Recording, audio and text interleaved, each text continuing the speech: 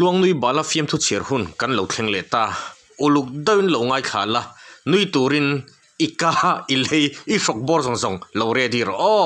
fiam thu ngai thachun jom nga lang ka kum ngai to hian mangai na wanga intilung ngai rol kani to big lawa lunga ya min hu chuan poisa ka nei lo ni mai ivat thingi a senior to om deng si ni ngai zong ma chuan lungai vak lo ma seng trika lama nei lo hian she oma ti thei ni a thave thau mai he fiam tu hi dang chia sun zom nga lang ba saksin rap thak akhal tu pa chi adam chuaka an vakom engtin nge in accident renga antia kan bus conductor local silowa bus fare ka bakona abak chu ka chun zom to lautia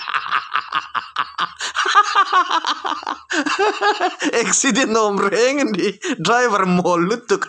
bus conductor local lawa driver in bus fare lawa convel Iva mole